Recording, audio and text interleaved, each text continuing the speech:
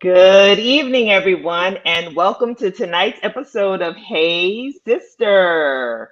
Hey Sister, how you doing? Hey, sister, doing well. Okay, so we've been on the pre-show, and now I'm just recognizing that I'm back in my old environment, but that you are in a new environment. I didn't notice that before. Yes, I am sitting in a different area to allow my husband the latitude to watch his football game and be as loud and upset as he wants to be with the one and only Dallas Cowboys. So, uh, since Makes you and I are not tuning into the NFL right now, it's like it's all good. But I want to thank everybody who's tuning in live with Hey Sister, and we look forward to having you engage with us tonight and join the conversation in the comments. We have a lot to discuss in the hot topics this evening. And also, like, follow, share, subscribe. Tell your friends that we are live now and that they can catch the replay on Facebook, YouTube, and on their favorite podcasting platform. So, sister, tell me a little bit about your weekend. What did you get into? my weekend. Wow, it's interesting. I really don't remember yesterday much at all. I don't think I did anything yesterday, but today I opted to try to do some volunteer work, and let me tell you, it was very enlightening and very eye opening. So we were slated to do this on MLK Day, but on that day we were anticipating a lot of heavy storms. On MLK Day observed, of course, there was we were anticipating heavy rain and storms, and so we postponed it until today. And to be honest, in my neck of the woods, I kind of live in a bit of a bubble, and there are a lot of things that we see on the news. And look, I lived in the Los Angeles area and had been in the Skid Row area before, so none of it is a surprise in and of itself. But today, I met up with some sorority sisters to make a donation to Andre's House, which is a nonprofit and organization that is helping the unhoused residents of the Phoenix, Arizona area. And when I tell you, it was sensory overload. Sometimes you don't realize when you've been in your literal bubble for a while, especially post pandemic. Many of us are still living in that bubble where we don't venture too far from home, we don't go many places.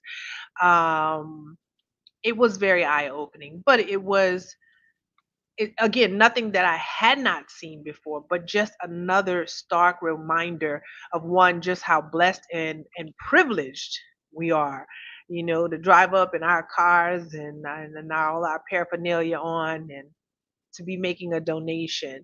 I had lunch afterwards, and one of the questions was posed, about feelings that come up for you.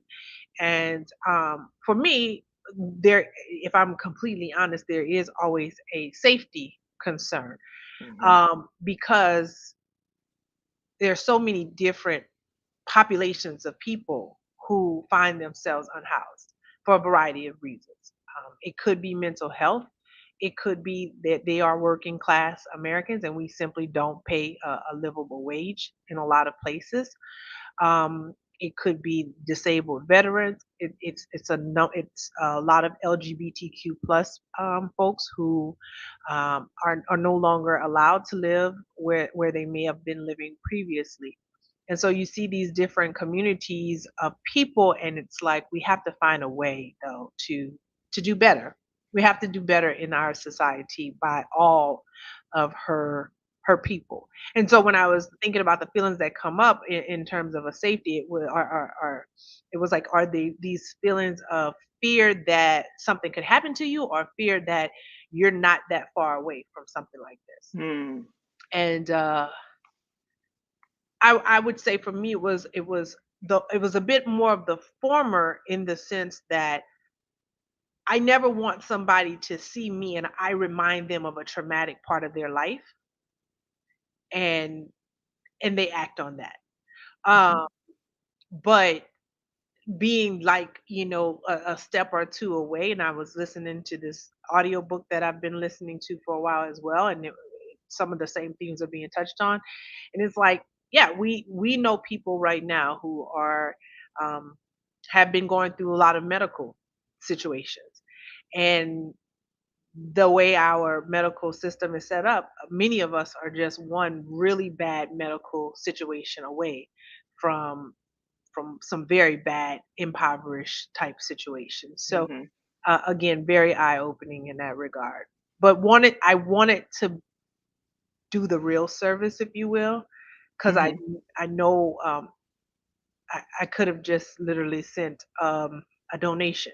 They were gonna go and buy more toiletries. We were donating toiletries, so I didn't have to bring my little bag of toiletries. I could have just sent a donation, but that just didn't feel like it was adequate enough for me at this Mhm. point. So, yeah, was a lot to take in. And then following someone who's a QAnon follower, trailing behind them on the highway, that was a whole nother sensory overload experience because I'm like, really? They exist for real? I thought they just happened on television. So, a lot for a Sunday. Yes, definitely sounds like a lot for a Sunday. Well, my weekend was marked by a beautiful experience. As some of you know, the African American Women's History Month Project is a nonprofit organization here in Orlando. It's celebrating its 25 years. And this year, I'm one of the community stars, one of the honorees. And Woo-hoo, so let's on give it up yes for that. Come on, let's celebrate. It's the Jubilee year. Yes. And so I'm gonna drop their website into the comments there for anyone who wants to look up more about the organization and know about all the events that are coming up in March. But I had the pleasure of participating in the Denim and Divas event, which was for legacy honorees as well as inductees for this year. And I got to meet so many amazing women from the Orlando community of all ages, all backgrounds who are doing things and making a difference. And that they have been honoring women for 25 years is astonishing in and of itself and a wonderful thing to be a part of, that someone recognized um, my little work in the whole world, my little efforts in the community to lift women up and include me with some of these amazing trailblazing women is phenomenal. And yesterday I got to sit in the company of some of these wonderful women and really just take in their goodness. And it was Mhm. such a wonderful thing to be in a room of black women of all ages and backgrounds and just feel our goodness, especially because our goodness is constantly under attack. And Mm. so we had a good time. We were dressed in our denim and our pearls because it was a denim and pearls event, and it was phenomenal. So if you haven't heard about the African American Women's History Month Project, go to the website, learn more about the organization, donate. It is a nonprofit organization, or join me in March, the weekend of March 24th, at one of the many events that we will be participating in and recognize. So, woo, woo, Great woo. job, sister. And joy and and celebrating each other is also a radical act of resilience, and we always have to participate in those things. Absolutely. And you are tuned in live to Hey Sister. Tonight we have an evening of hot topics, some of the hottest topics that have been coming across your news feeds. And hey, I get it. Folks are on news overload. I know y'all not even watching no more. Like you ain't even paying attention no more because you're like, I don't have time for this. But that's what we're here for, to give you some digestible bites in the hot topics. And we want you, most importantly, to join the conversation in the comments because we know you have a lot to say. And so, to start off our evening of hot topics, there's so many things that we could have started off with. But let's talk about the classified fiasco. It is just beyond my comprehension, you know, that Joe Biden is now caught up in this classified documents at his home. Now, the difference is he invited the people to come to his home. As soon as his people found some stuff, they reported it, or not as soon as they found it, they didn't report it. They kind of waited a little bit till the midterm elections was over. But this is what I want to know. Yes, Jody, fix it, Jesus, because only Jesus can fix this. When they reported today that some of the documents were found from when he was Senator Biden. Now, the first set was from when he was Vice President Biden. Now, you know, there's been a whole president in between Joe Biden being president and when he was Vice President. We got some years.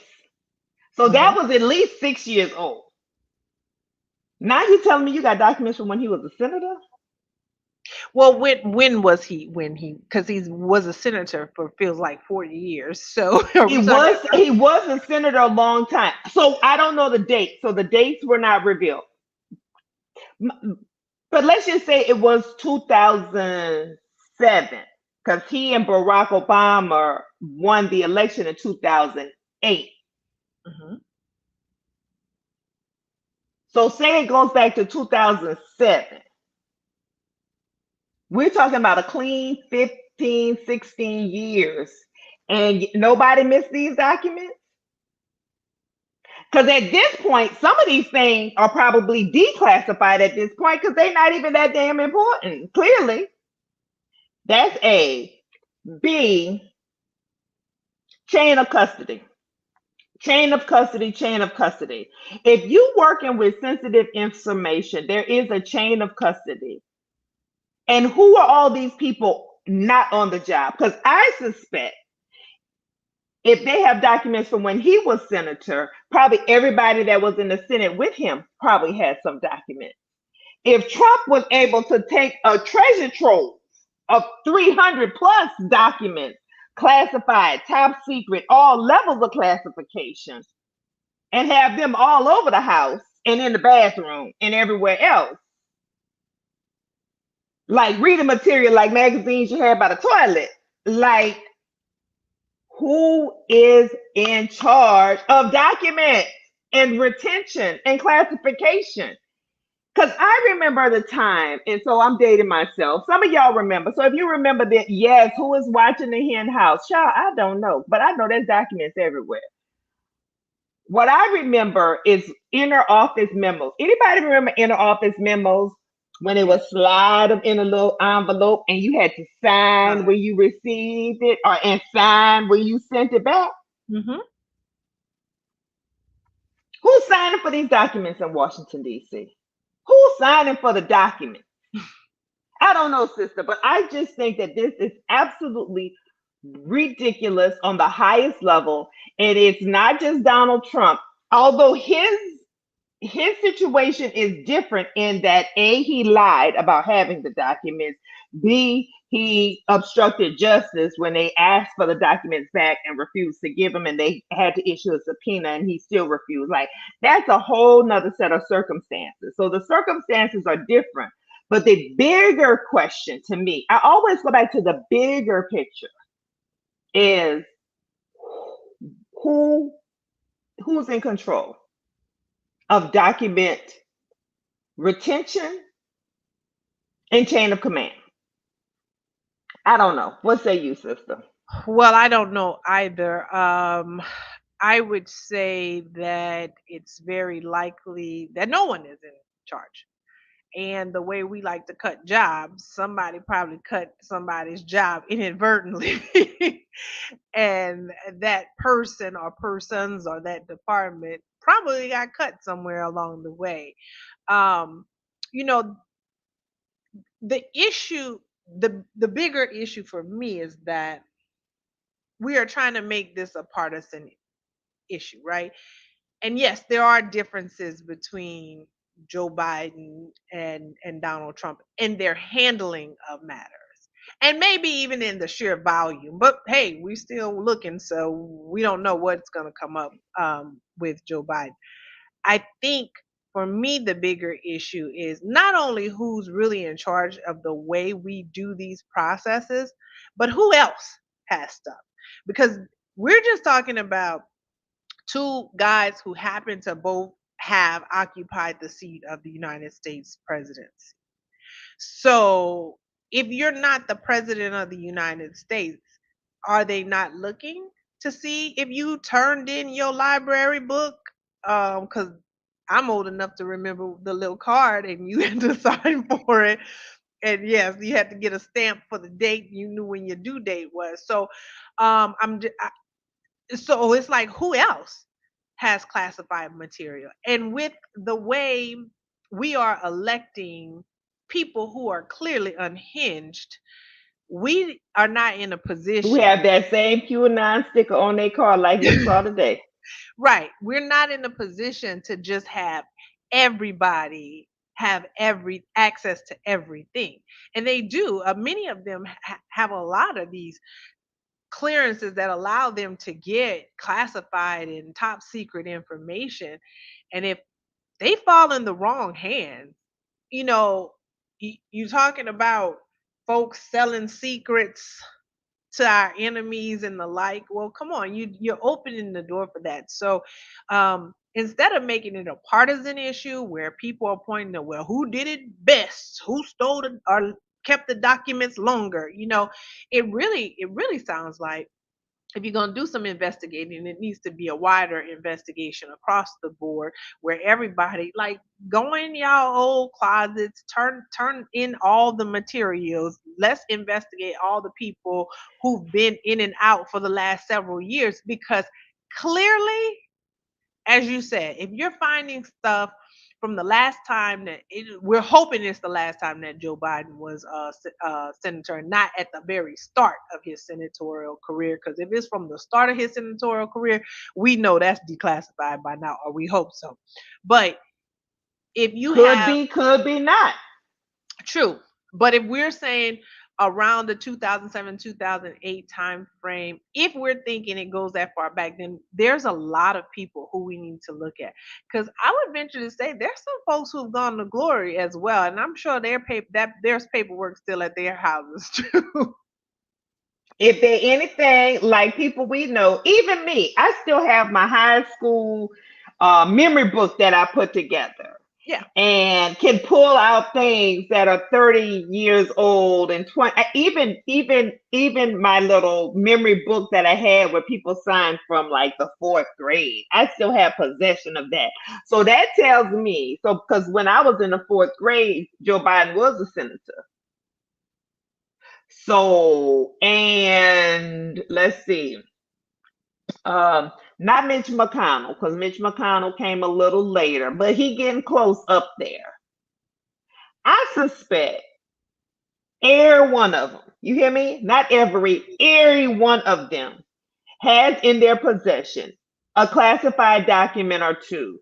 And I'm not saying anything is necessarily nefarious. Like, I certainly believe there can be nefarious activity. Yes. But when you have a volume of papers and things being handed to you and you walking from one place to the next, and people are not being careful in which how they are handling this information or sharing data with you, and people are careless, clearly everybody's been allowed to be careless. It's ridiculous. And as American citizens who pay taxes, because tax season is upon us, who pay taxes, we should demand better. We should demand better. But we don't get better because we got, instead of Curious George, we got a damn Lion George in the U.S. Congress who may or may not have been a drag queen. I don't know. Whose I'm just name may or may not be be George. George, whose name may or may not be George. The number of lies are actually astonishing. And we're going to drop a couple articles in here for you all to read because see, I don't want you to just take my word. I want you to read for yourself and get some, some critical thinking and some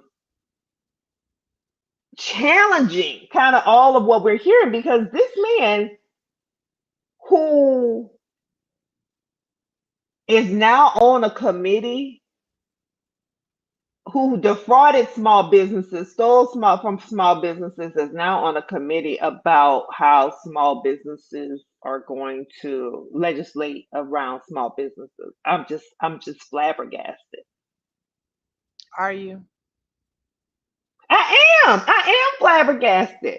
I mean, when you have lied about even where you not you went to high school, college, you started a GoFundMe to help a homeless veteran take care of his dog, and then you kept the $3,000 and then give it to the man for his dog. Now, normally, them folks go crazy when you harm a dog, but they ain't saying nothing. They ain't saying nothing. Okay? The poor man dog No, they died. are saying something. What I heard Kevin, I had to run 15 times for Speaker McCarthy say was, well, did he commit a crime? Yes, And in Brazil, he did commit a crime and they gonna come and get his ass, but y'all not gonna extradite him and not gonna let Brazil come get him. Because he did commit a crime in Brazil, and the only way they found him is because he had the balls, caucasity, hubris, give me any number of words, audacity, just living off of foolishness and the other word I'm about to say, to run for office, and that's how they found him. true, I agree. Here's my thing. So yes, he also committed a crime in the United States. Well, let me say this. He possibly committed a crime in the United States because more often than not, when you apply for a job, you have to put certain things on there and check certain boxes and say, for example, that the information that you're supplying is truthful to the best of your knowledge. And so we know that clearly he did not do that in any of the jobs that he applied for, including this job. You know, he had to fill out paperwork in order to run and for Congress, and he lied on that. But here's what was so amazing. Like I can't even keep up with the lies. There's so many of them. But what was amazing to me is, did you see the resume that he submitted? Yes.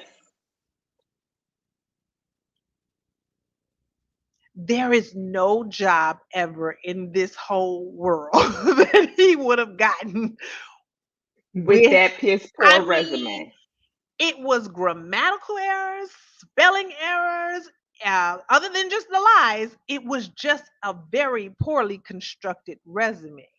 That the way, when I have had conversations with hiring managers and I hear the way they scrutinize resumes for folks who are just coming out of college. Mm-hmm. And I'm like, okay, but so you mean to tell me this is what this man submitted for like Congress? To me, the whoever again, we want to talk about checks and balances. Whoever received that should have said, something ain't right about this, because he doesn't even spell well. We want him going to Congress?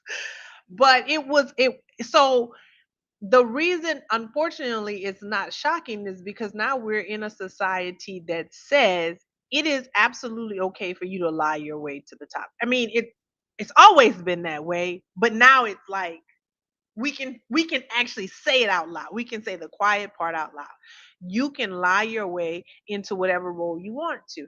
Now, many people compare his lies to Donald Trump.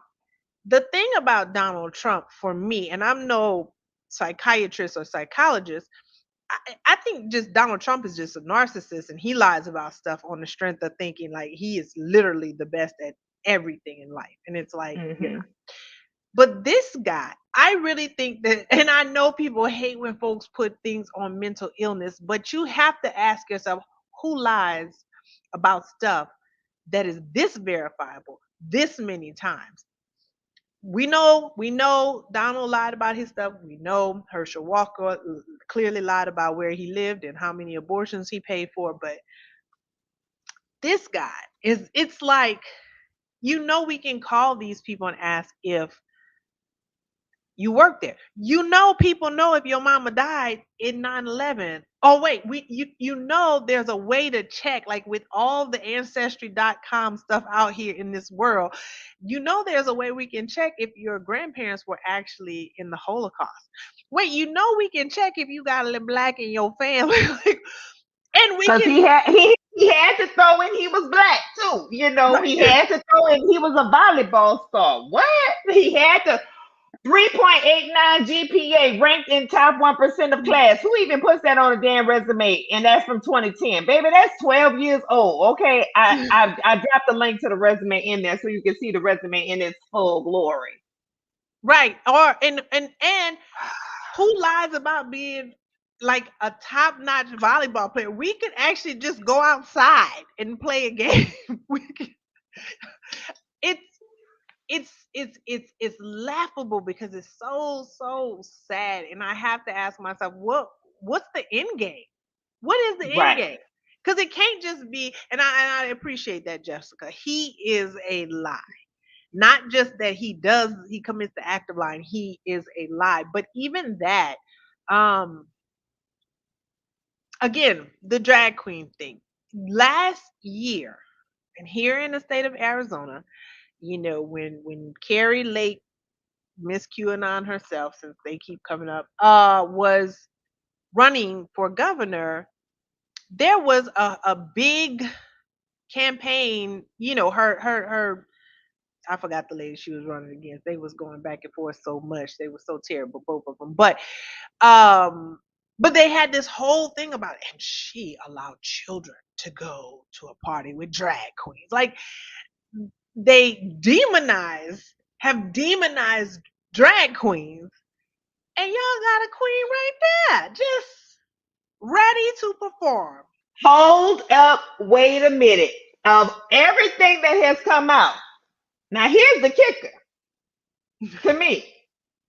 That's the only damn thing he says. I was never a drag queen. I was like, like of everything,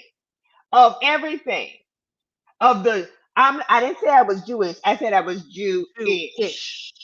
I didn't say that my mom died in 9/11. No, that wasn't that time because she died this other time. Like Right. I I didn't think she say like died like 3 times. yes, um but that's the only thing that he has come out with a fervent denial. Like really? Like But that's the least of the damn issues. Okay, sir? but And that you have stolen money, defrauded people, stole somebody's checkbook, wrote fraudulent. Like you just he yeah, is a like, lie. and that's the thing. The fact that we live in a society where we attack people's character for them being Muslim, or we attack people's character for them being gay. And here it is. He's the worst. He thinks the worst thing of all of this is somebody saying he was a drag queen, and he's like, I'm not. I was never a drag queen. And then it's like, not only do we have pictures, Pictures there and are videos. videos, and it's like, and as some people noted, and you actually looked happy. It looked like you were actually happy. Cause I can't, this all this other stuff that you putting on.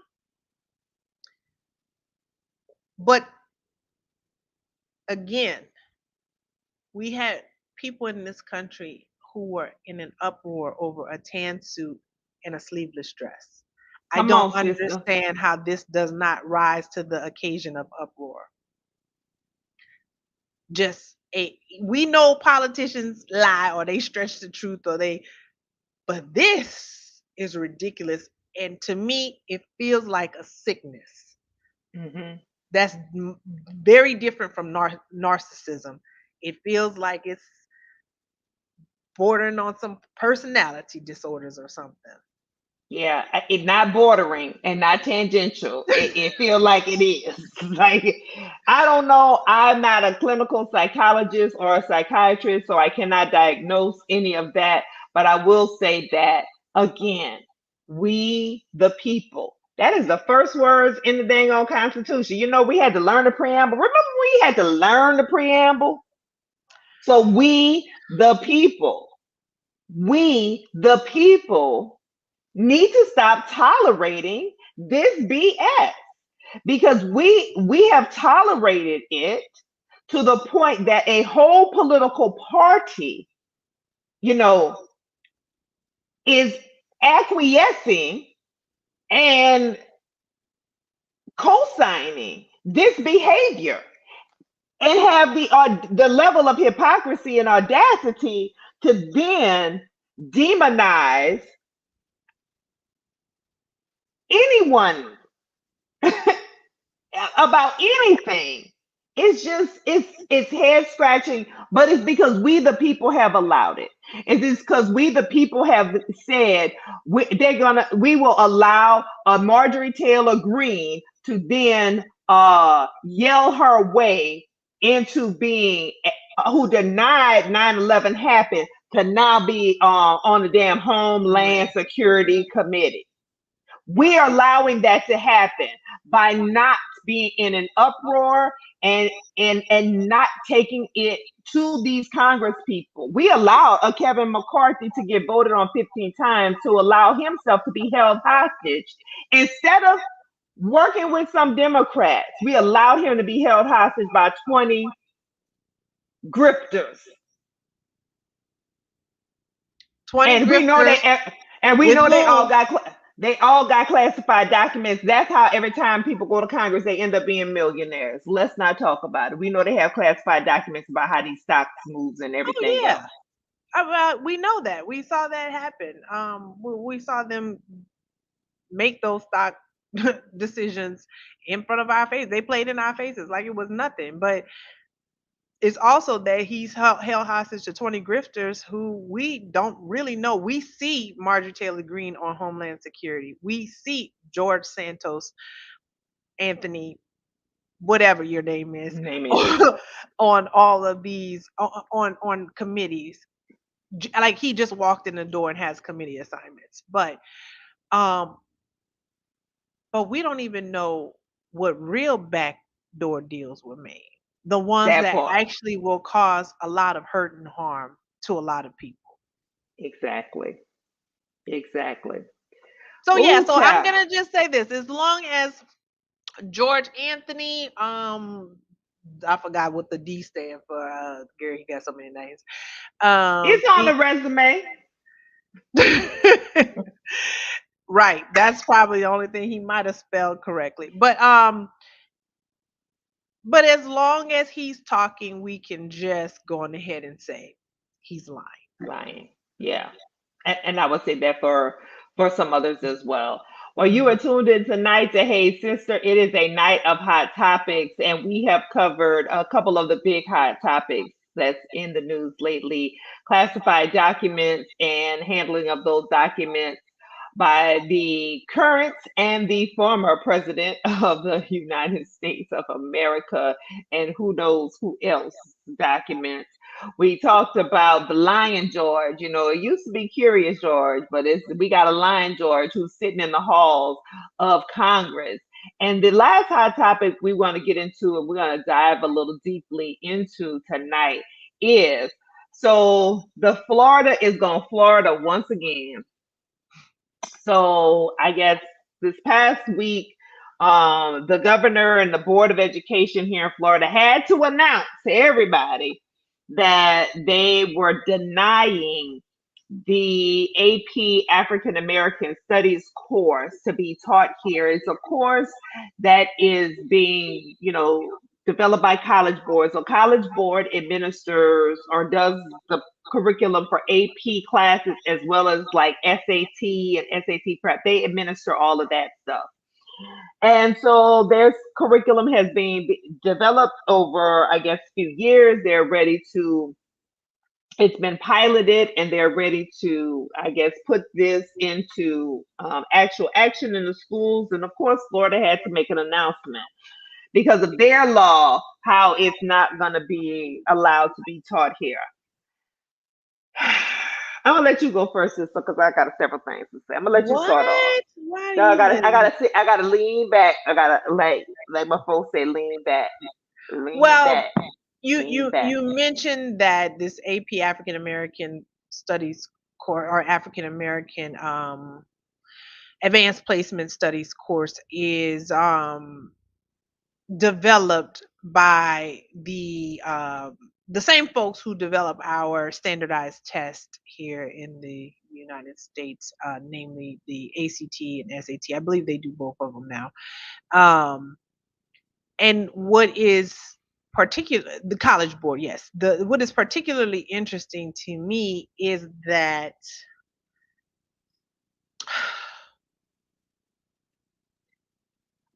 Ron DeSantis and his board of education or what have you have decided that they know more about history and what should be taught and what is worth being taught than this group of professionals who we've obviously relied on their expertise to create the standardized tests that most every child has to take to go to college. Um, we've decided that they're competent in that area, but somehow because this AP African American class suddenly, and I want to get the quote correct. As submitted, the course is a vehicle for a political agenda and leaves large, ambiguous gaps that can be filled with additional ideological material, which we will not allow, said Brian Griffin, Governor Ron DeSantis' press secretary. Um, it goes on to talk about this article goes on to talk about how the class is actually in a pilot phase, um, and it's among 60 schools in a trial, and that one of those schools is in Florida, but it's again as if they know more about the African American experience and history and how it should be taught and then do these professionals, these groups of folks who actually do this on a regular basis. I find that interesting. I also find it interesting that there are comparable language and culture classes that are offered not only from an advanced placement standpoint, but other classes that are offered in general that focus on, from what I understand, Japanese language and culture, um, and Chinese language and Chinese culture, language. Italian language and culture, Yeah, German language and culture. But let's make sure that we understand that's a different language and culture. You studying someone else's language and culture right. and not their experiences in this country is two totally different things. Absolutely, absolutely. Two totally different things, but it's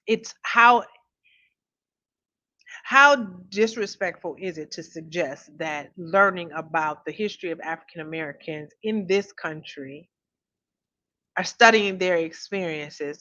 And I would venture to say our culture, we do have a unique culture even within these walls of the United States of America. And I would venture to say that we do have some nuances to our language and slang and colloquialisms. How disrespectful is it to suggest that ours doesn't meet a certain academic rigor, but others do?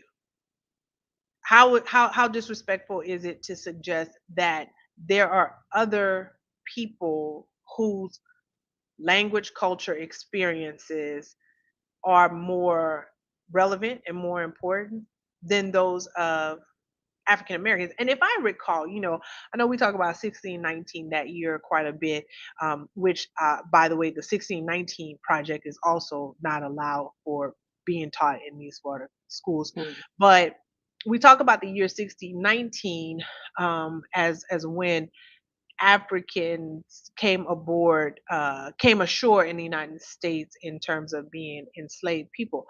But I feel like St. Augustine, Florida is one of the oldest settlements in the Mhm. United States of America, and that there were people of African descent there as well. So it's just interesting that in a state where African Americans have made so many contributions that this guy, who I would love to see his resume too, run me his resume too. This Mm-hmm. guy thinks that he gets to determine what meets the level of what should be taught and discussed in classrooms. And at the end of Mm-hmm. the day, some people call it white supremacy. Um, I think it's more that he personifies what white rage. And there's a quote, I'll drop it. Carol Anderson talks about white rage and talks about how uh, it being black in and of itself isn't the issue. It's when we're black and we're resilient, when we're black and we actually expect to be treated like full citizens, when we're black and we actually keep going and keep pushing, keep surviving, keep winning, keep thriving. That's what creates the white rage. And to me, this is a direct attribute or offshoot of white rage, because you want to keep your class of citizens, you want to keep your citizens in the state of Florida uneducated, unenlightened, um,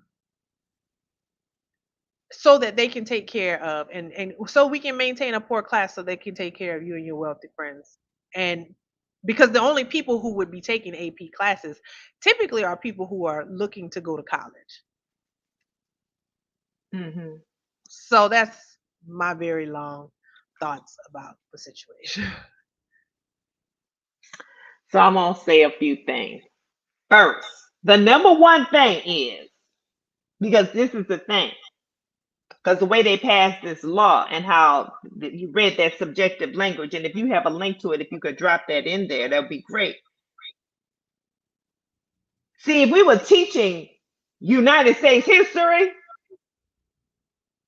we would already be teaching African American history. How about that? If Yeah. we were teaching AP United States history and American history, and we know about how the wealth of this country was built, we would already be having lessons in African American studies. Now, it might not be from an African American lens or written from our perspective, but nonetheless, if you was teaching history first and foremost, we might not even need that separate class. But let me go on to the second point. I've heard this young woman on Sirius XM on Urban View, and when she was a guest on the Karen Hunter show, and now she has her own show. Her name is Laree Daniels Favors, and she always said, "You can't depend on the oppressor to teach your children." Right. And we have to stop depending on the oppressors to educate our children. Because you see, school these days is not about education. Schools these days, as I told my children, schools these days are about compliance. They're about you showing up and complying and taking this damn test. They ain't trying to teach you nothing. So it's upon us as parents, as a community, to educate our children and educate ourselves about ourselves. Because that is where this whole thing falls apart. Because if we don't know about ourselves, and what's laughable here, you think about Rosewood, that Florida. happened in Florida, the Ocoee massacre, that happened Florida. right up the street here from Orlando. Harry Moore, who with the NAACP, how they blew up his house. That happened right here in Florida, like not far from this Orlando metro effort. That actually happened in Sanford. When Jackie Robinson. Jackie Robinson, that's where I was going next. That shit happened here in Florida. So for you to now say we can't have conversations about this, because it's feeding a political agenda, or it might open up some discussions. We need to discuss, because that's the problem. We're not talking about the real. We're Right. not talking about the real history. We're not talking about what happened. But I would say, and I contend, I'm going to drop a whole slew of links. We need to take back the education of our children because we already know the schools are failing and doing a piss poor job. And I'm not saying it's not to beat up the educators, because what happens is we elect people who have no understanding education, educational theory, what even is going to make our children competitive in a global world, in a global economy. We have no idea about any of that. And so what do? We just have them watching videos on TikTok, on YouTube, on the BS, and they're not learning anything Right. except for what we need to do, because if I don't get my students to pass this test, I'm not going to be paid as a teacher. And that's where we are. So it's not about education at all anymore. But there are so many tools and resources and books for us to study ourselves and to help our children study.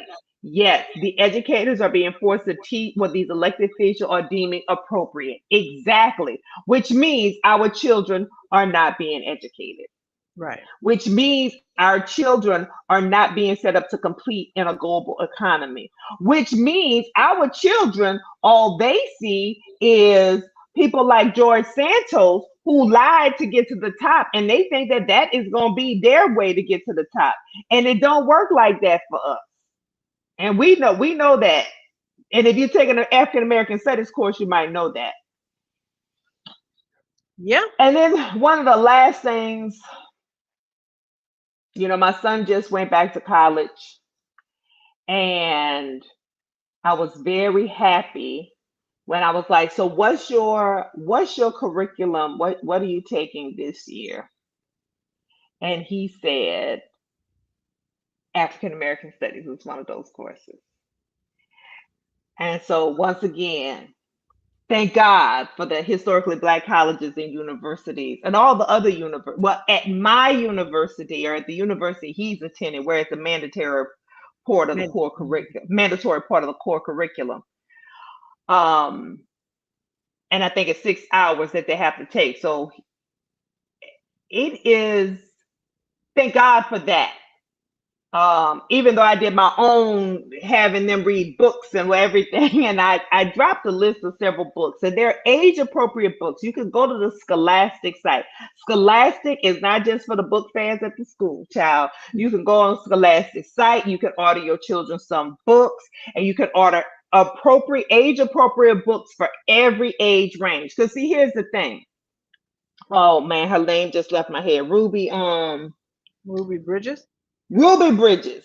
You see, you don't want to talk. You don't want to teach 5 and 6 year olds about race and racism and different experiences. But Ruby Bridges had to live it at 5 and 6 years old, and that woman is still alive today to tell her story. So how you have the audacity to say that her experience shouldn't be studied, and those are one of the books you ban, and you want to talk about freedom and liberty, but you banning books up in here. You ban the books on, I think it's Martin and Me and some of these other books for elementary level students to read.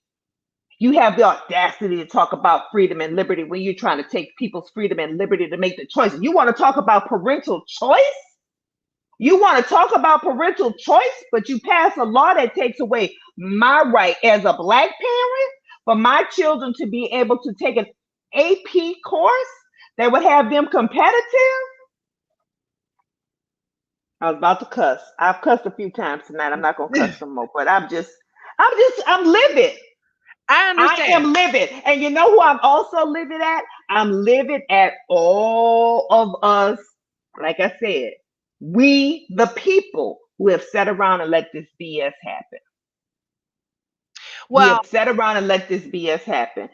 Don't let you- it happen in your household. Teach your children, because the truth is education starts at home, and you're responsible for educating your child and how to move and operate in this world. So if you want them to know about financial literacy, teach it to them. If you want them to know about African American studies, teach it to them. But first of all, if you don't know enough, teach your damn self.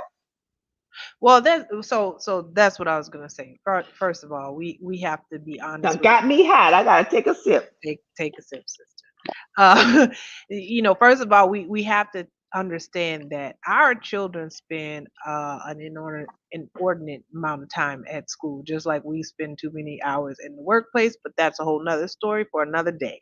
Um, they spend a lot of time at school, and while it's easy for us to say we should teach our kids at home, we should, but the purpose of school is for them to get an education, and that education should be a well-rounded one in order for them to compete in our society, and in order for them to compete on a global level. And the fact of the matter is, while we are sitting here in our own country afraid to talk about the contributions of African Americans and Native Americans, or indigenous people.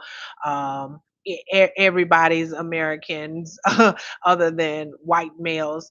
While we're sitting in these spaces trying to deny our history, other people in other countries, they are learning about this. They are learning about our history, they are learning about their histories, they are learning multiple languages, they are learning math and science in a way that we are not. And so yes, it does, absolutely, education absolutely starts at home, but we have to be truthful. We don't have enough teachers in the classroom, and we don't have enough parents that are educated on certain topics. And those who are, many of them are working multiple, like I said, too many hours, and aren't even in the position to teach their children, even if they wanted to. So the layers are multiple here. There are many layers to this issue. But the number one thing is, it shouldn't be, and again, being mad at we the people, it shouldn't be that the rights of somebody else supersede my rights. If I am a parent and I have choice, school choice, if I have choice about what the curriculum should be, if that's truly the case, then that shouldn't just be reserved for certain parents. It should be applicable to all parents. And the fact that it's not, but the fact that this fella, Ron DeSantis, keeps saying the quiet part out loud all the time. And as the sister so eloquently indicated, I can't remember her name, the blogger that Parking lot pimping. Mm-hmm. yeah, as she so eloquently said, and this is who you all want to be the president of the United States.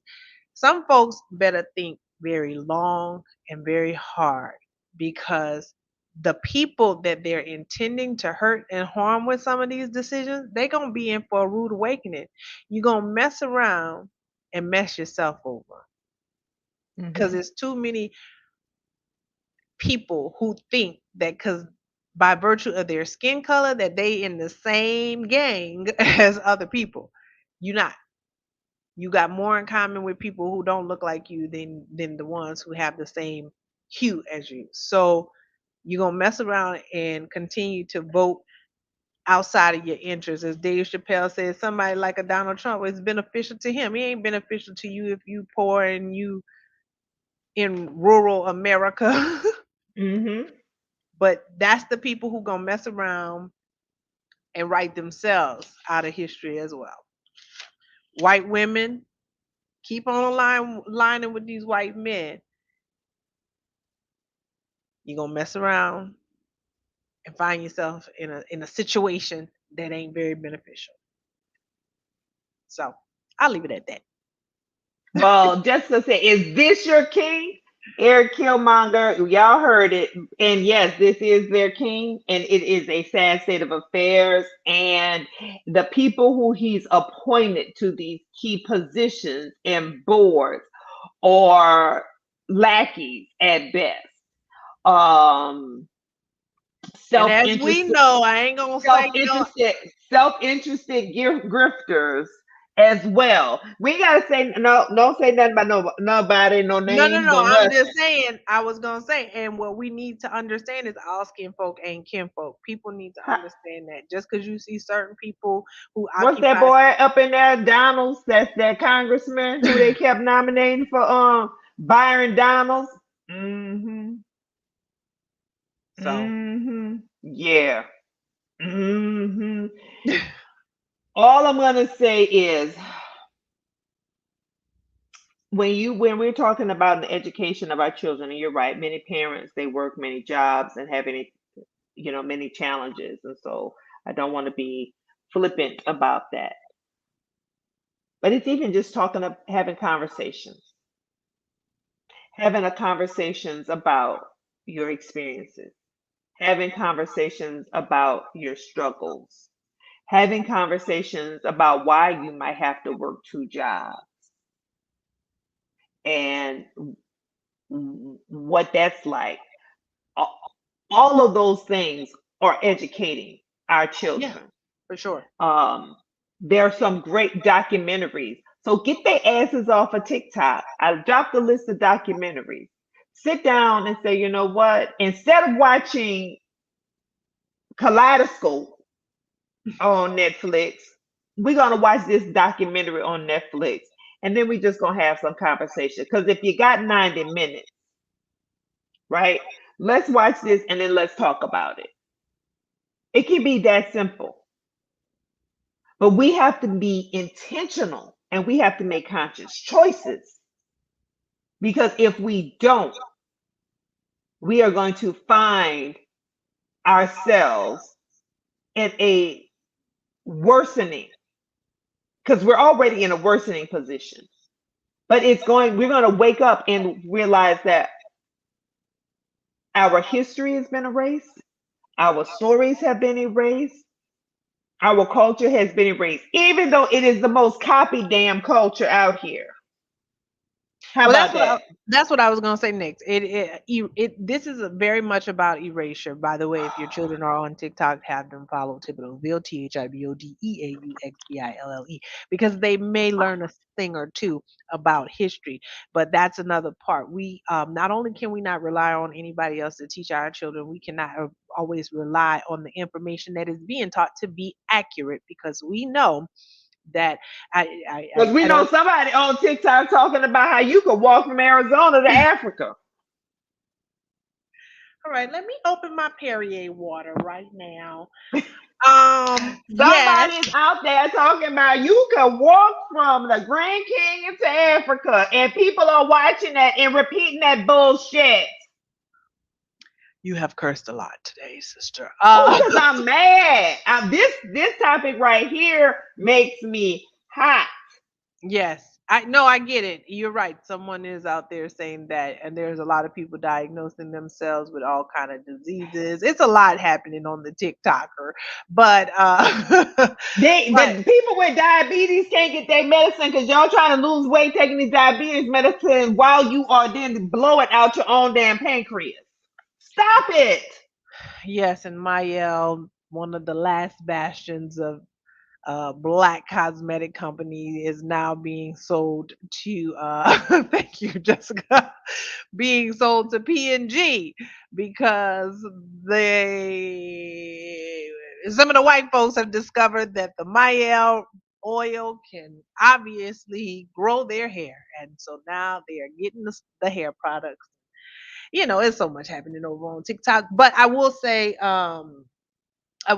in all seriousness, again, this is very much about erasure. So, as much as I want us to educate our children, and I want our school systems to do a better job of educating our children about these topics as well, because you can't learn from your history if you won't even talk about it. Like they say, you can't. You cannot move forward. Well, you can't learn from your past or learn to move forward in your present if you don't even acknowledge what happened in your past. Um, but also we have to be responsible for making sure that the content out there is accurate because again we have books being written to say that enslavement did not happen, that it was volunteer work. I think I told y'all, I might have mentioned before that my godson, his mother was so upset, he went on a field trip and to a plantation in Louisiana, and she said that he came home and he even explained, like, he knew that the stuff that he was told was wrong, that they were volunteer workers, that they made money, that they were able to buy property, that they enjoyed their, that the experience wasn't a bad experience. um these are the things that are being regurgitated on plantations. Propagandized.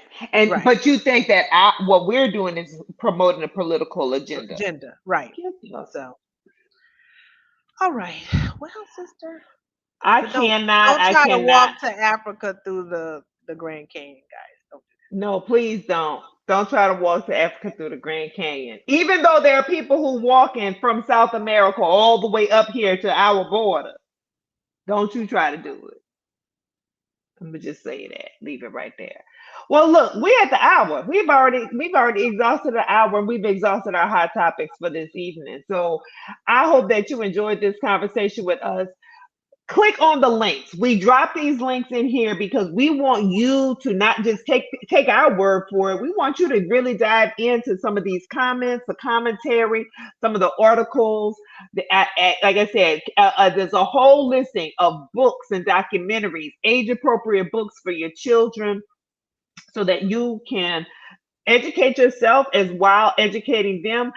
If I could take the time to read the Harry Potter books while my kids was reading Harry Potter books, we can read African American literature at the same time with them as well, so that we are in this together. If we want higher accountability, true accountability, we need to write our congressmen and our senators at every level, at our local level, at our state level. We need to get into these school board meetings or that. these other meetings that they have at the school. I was trying to think of what the little advisory boards and all the little things. We need to participate. We cannot sit back and allow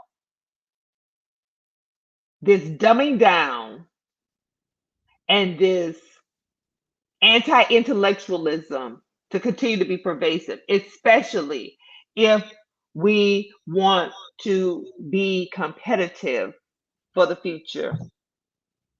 And that's my final word for tonight. Sister, what's yours? I think my final word would be tell the truth and shame the devil. At the end of the day, I am a firm believer that when we're honest about who we are, what we are, what our past experiences have been, they only make us better. They only make us stronger.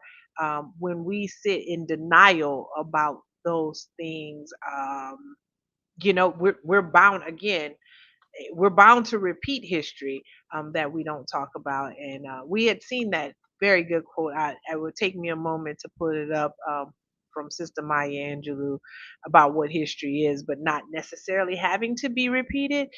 But part of that is because we have to all collectively do the work of telling the truth, shaming the devil, holding people who are responsible for making sure that our children are educated are done so in truth and righteousness, and making sure people we elect don't just lie about every aspect of their life and get elected, and making sure that people who get out of office will send back their classified documents to wherever they're supposed to go, and not keep on holding on to stuff and either lying about it, forgetting about it, or throwing them in the back of a closet. So tell the truth, shame the devil. Yes, history, despite its retching pain, cannot be unlived, but if faced with courage, need not be lived again.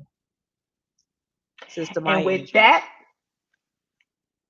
concludes our show for this evening. Thank you for watching. Thank you for tuning in. Be sure you tell a friend that you tuned in live to Hey Sister, and tell them to watch it in the replay. Add to the comments. We know you have something to say. But for tonight, good night, everybody. Bye.